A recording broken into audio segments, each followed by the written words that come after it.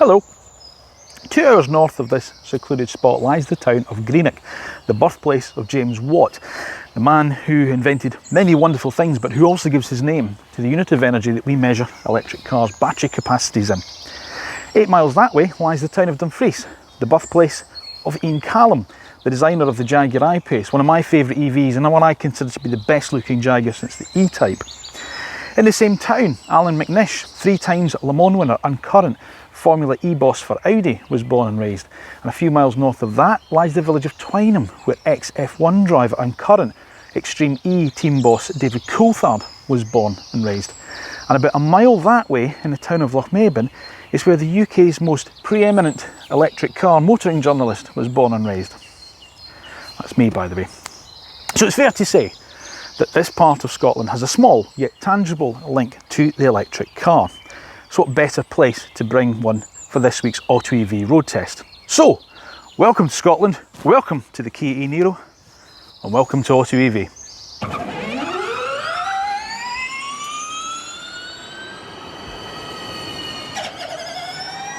Now, before we go on to this week's road test review of the Kia e-Niro, it is of course that time where I ask you to, yes, that's right folks, like the video, subscribe to the channel, press the little bell button that's down there so you don't miss notifications of when the next video gets uploaded.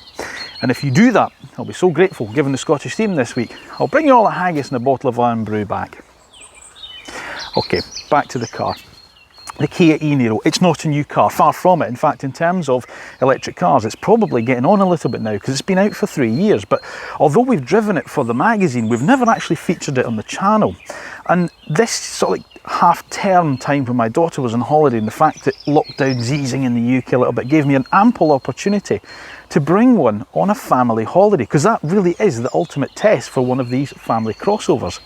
But is it any good? Has it been good enough for my family coming on, well, what is going to be nearly a 700-mile journey? Let's find out. Styling wise, for 2021, not a lot has actually changed.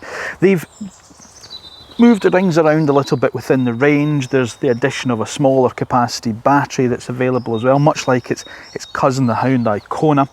But styling wise, it pretty much stays the way it is. You've got Kia's familiar tiger nose at the front here, which is filled in on the electric version, doesn't have the grille that you get on the petrol or the hybrids. And of course you get the kind of blue flashes, the blue electric flashes, and lots of Scottish midges attached to the front of it. I'm not sure they're standard, I think I've probably added them myself. There's 3 trim levels with the e-Niro. There is, confusingly, the 2, the 3 and the 4 Plus.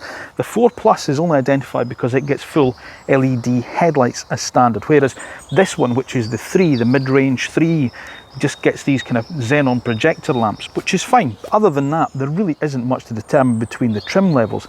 Styling wise, it's a bit safe and a bit bland and forgettable in some respects, but that's maybe not so much of a criticism, because remember, Kia also do the Soul, that real kind of funky little crossover style which uses the same mechanicals and battery as the e-Niro. So if you want something that's a bit more stand out and look at me, then you do have that option. If you want to just be a little bit more, I don't know, withdrawn and not quite so standoutish, then it's perfect. Yep, and round the side, well, nothing's really changed. You get some nice alloy wheels, you get the kind of satin finish roof rails if you need to carry extra capacity loads. You get the privacy glass on the 3 and the 4 Plus. Yeah, quite like it in white. Yep, and at the back it's, well, it's pretty much the same really again. You get the nice kind of LED headlights, a good coating of Scottish dust on it. That's an optional extra. Roof spoiler. Blue bits there. Yeah, it's not that interesting, is it really? But have no fear, because that's pretty much where the bad news sort of ends, because this is an excellent family carry-all. Of course, it's the sort of mini SUV crossover style, and it is a really practical car, as we've found. Now, the boot space is 451 litres. Now, what we've managed to bring up with this on this holiday is 3 collapsible camping chairs, a large hold-all, a medium hold-all, my camera bag, little bits and pieces of my daughter, a small dog, and all the paraphernalia that comes with them. and it's all fitted really, really well because the boot is a good usable size and a good usable space. You've also got a 60-40 split rear seat, which would take the capacity up to over 1400 litres. And you've also got underfloor storage for your cables. So it's practical enough for this type of trip. Rear seat accommodation is excellent as well. I have got bags of knee room back here. Footroom's good under the seat. I can get my feet underneath here, and headroom's fine for someone of my size. There's obviously two ISOFIX points, as you would expect, one this side, one that side. So it is ample enough in the back here, as my daughter and small dog will testify to. The only black mark, lack of USB charging back here for the obligatory iPad, and the door bins themselves, well, they'll take a water bottle but nothing else. But in saying that, you do have a fold down armrest with a couple of cup holders. But yeah, the lack of the USB charging back here, I'd say, is the only black mark I can find. Now, the front environment, the driver and front passenger environment, is excellent. I have to say, I much prefer this integrated style screen that Kia do to the kind of stuck-on ones that Hyundai, the sister company, do. But in saying that, it's not as, I don't know, it's not as stylish and as maybe avant-garde as some other cars on the marketplace, but it's nice that in fact you've got physical buttons for things like the heating and ventilation. The cars are really, really well equipped to standard, so this is the mid-range 3 that I have here, so that gets leather seats, heated in the front, heated steering wheel as well. All cars get Apple CarPlay and Android Auto. The lower spec 2 gets an 8-inch touchscreen up here.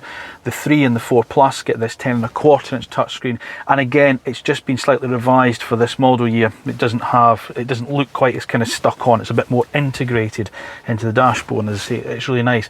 You get a nice clear digital instrument panel display in front of us, which you can also alter depending on what you want to see. You can have your navigation up, you can have your car settings or your consumption settings up there as well. Get a nice leather steering wheel, which, as I say, is heated on the 3 and the 4 Plus.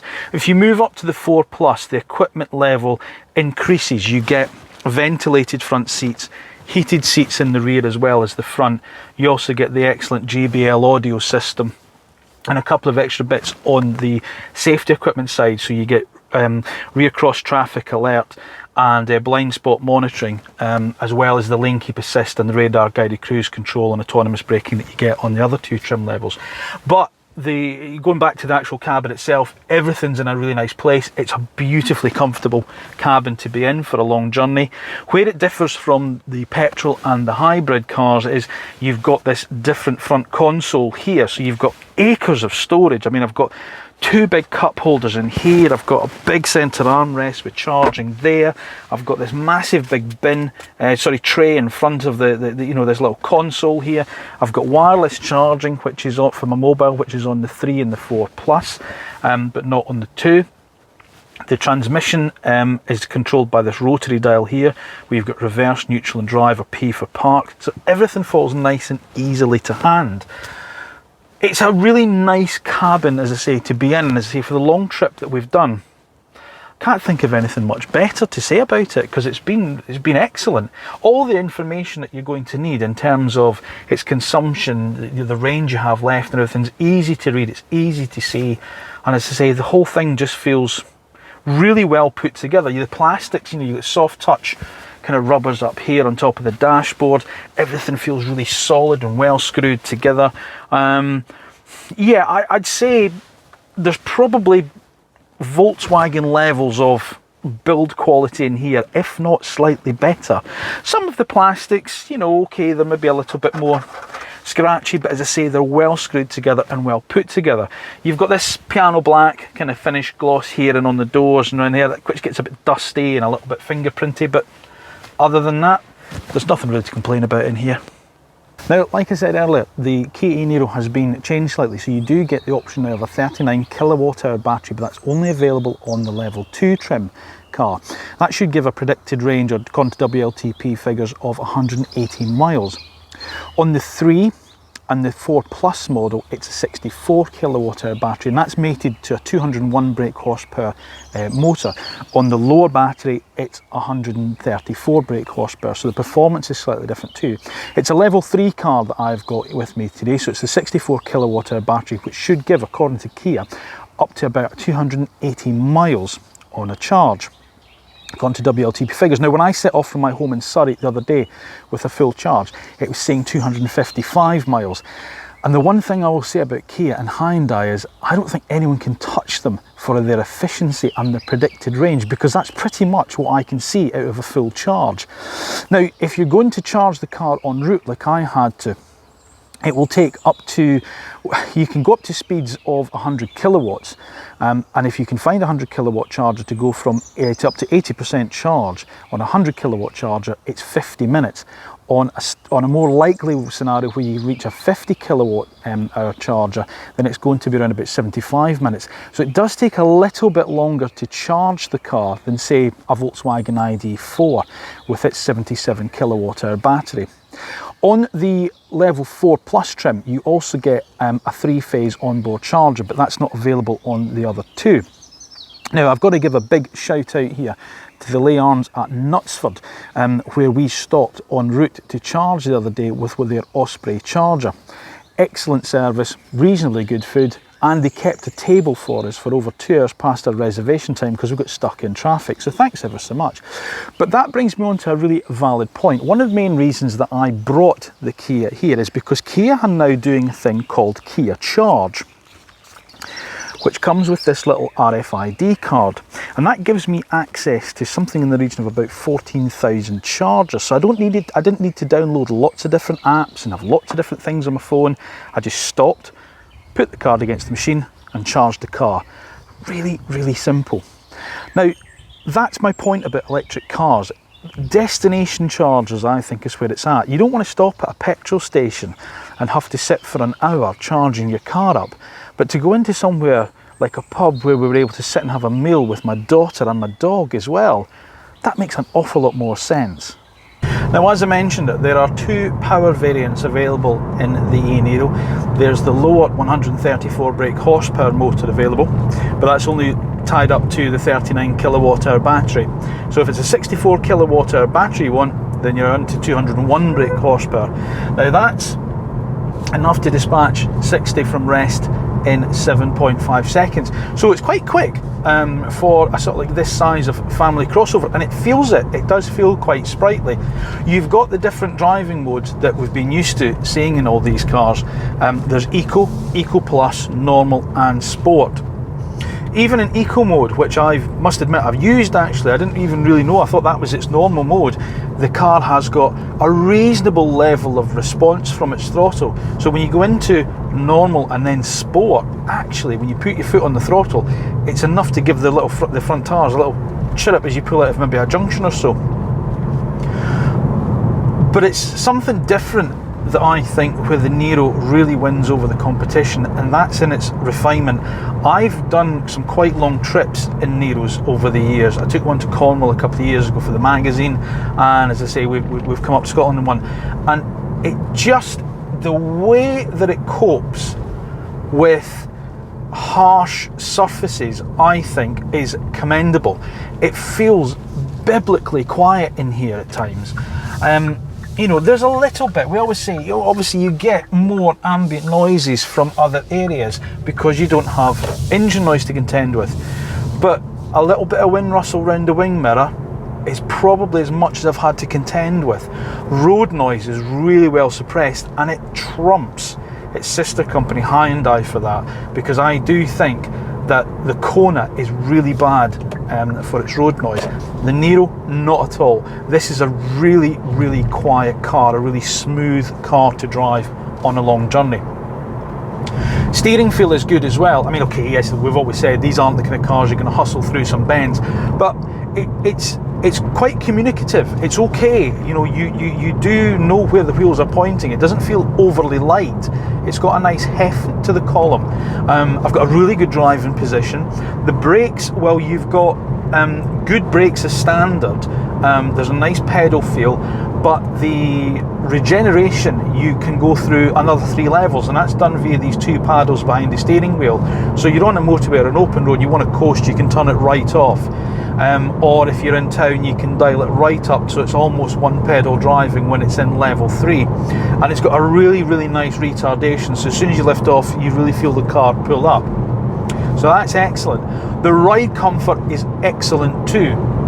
Got a good longer wheelbase than the likes of the Kona, so it doesn't feel quite as bouncy as its little sister car, and probably is slightly better than its sole counterpart as well within Kia's own range. So I have to say, this is a really, really pleasant car to drive, and I think it's hard to find fault with it. I really do. As I say, it's comfortable to drive, it's fast, it's smooth, it's refined. I mean, we're on a really billiard table smooth part of the road now, and the loudest thing I can hear is myself breathing. And that's quite good. Unless I'm having a heart attack, of course, and I don't realise it. I don't think I am. It's too calm in here to have a heart attack. It's too nice. And look at the weather in Scotland. Who knew? Now, Kia have jiggled around with the Niro range because of the UK's government's change to the plug-in car grant, bringing it down to £35,000 ceiling. So you can buy a grade 2 car with either the 39 kilowatt-hour battery or the 64 kilowatt-hour battery under that level, meaning the range kicks off at just above the £30,000 mark, which is really good value for money. This level 3 car, however, is above that ceiling. This is just over £37,000 as tested, and the 4 Plus, well, that comes in just a shade under £40,000. So there's quite a vast difference between the bottom level, level 2, right up to the 4 Plus model, but at least you do have that choice. Now, competition for the Kia is vast. As we've always said, this £30,000 to £40,000 bracket with family crossovers is literally bursting at the seams. You've got slightly smaller cars available, such as the DS3 Crossback E-Tense, Vauxhall's Mach-E, which we featured just the other week, and of course Hyundai's, the Kia's sister company, does have the Kona electric. But you've also got cars such as the Volkswagen ID4 coming in between £30,000 to £40,000. Skoda's Enyaq, its version of the MEB platform, that's going to be coming in too. Kia's own Soul, which could also be seen as competition for this car. Peugeot E2008. And of course, at £25,000, the evergreen MG ZS EV, albeit that does have a much lower range. So here's what we like and what we don't like about the Kia e-Niro. We like its range in 64 kilowatt-hour trim, its performance, its refinement, and it's practical. We don't like its slightly anonymous styling. The higher specification trim levels are starting to look expensive against newer competition, and the interior isn't quite as stylish and modern against some of its newer rivals. I've always quite liked the Niro. In fact, my brother-in-law used to own one, a hybrid one, which he had for 3 years, and he's just changed for another Kia. The reason I brought this car on this family holiday was I wanted to see that in the face of newer competition, whether or not it still had what it took to be a top contender, and whether or not we could recommend it as being worthy of your money if you're looking to spend £35,000 on a family electric car. And I think the answer is it's an emphatic yes. It's hard to find fault with the car. Okay, the styling's maybe a little bit anonymous, and inside new arrivals maybe give you a little bit more space, and they're maybe a little bit slicker in the design on the inside, but if that doesn't matter to you, then the range that it'll do, the efficiency in which it does it, and the refinement and the quietness in which it will do it in, just makes it such a sensible choice as a family car. Is it still a contender? Yes. This bodes well for Kia in the future, because of course this year we're going to see the launch of the new EV6, and if it's half as good as this is, then I'll be absolutely thrilled by it. Not only is it worthy of consideration, it's still pretty much close to the top spot when it comes to family crossover electric cars. Oh, and if you're wondering what this is behind me, by the way, this is Lochmaben Castle, home of Robert the Bruce, King of Scotland at one point. So there you go, an electric car review and a history lesson. You don't get that in some other channels, do you? Thank you for watching AutoEV. As always, please remember to like and subscribe to the channel. Give us some comments down below, and if you haven't been there, head across to autoev.co.uk where our road test review library is just waiting for you. Thanks again, we'll see you soon. So, you've watched our video. It's now my job to tell you to like and subscribe and press the little bell button to receive notification of when our next video is uploaded.